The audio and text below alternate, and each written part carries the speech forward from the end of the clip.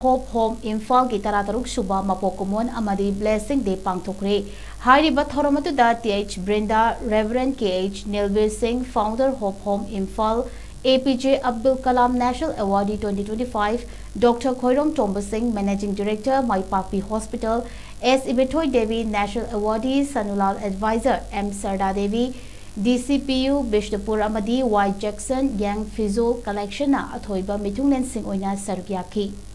Thoram aduga mari leina isai nongmai gi thoram abasu pangthokhi Sila mama mapa masalah amat setuk nanti kan hamsana setuk na besupam nanti mama mapa na supam di masana supam di tibang na matam na yada na laibang na tamam ba masung tibang na setuk na bangakan masih tangan pada na tibang na yada na setuk na raba amasung kuyong yaw raba kunsi hawat iba kuyong yaw raba kunsi ama langpu aga saydang pun laita na Kuisai saya ada lagi pada children home, maya mama salai guna kecil sawal bak ahlam, maya mana angang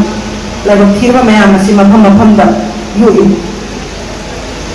Lagi berapa kamu sih yang mama tak manipur, sian guna, buang halai. Masih lagi gino hai guna, amu lagi nak mama tak, kunai amu dah lagi bui si kain. Anim orang macam pun betul lagi ni, angam bawa terpada bak. Kangup amalay gani aspon ba awat panathan ba kangup amalay gani sapan ba apik pa ngang amusung nahanap ay di saw matampu ba titim oy aduna laila ba ngang masing hena to ba imati mapanggal son ba nahapo la kanina mapanggal son ba nahana lay imati kuna mang tigadra magi security si to kadra masara hen la hari wa pun sila ya laga thaman ba nattaba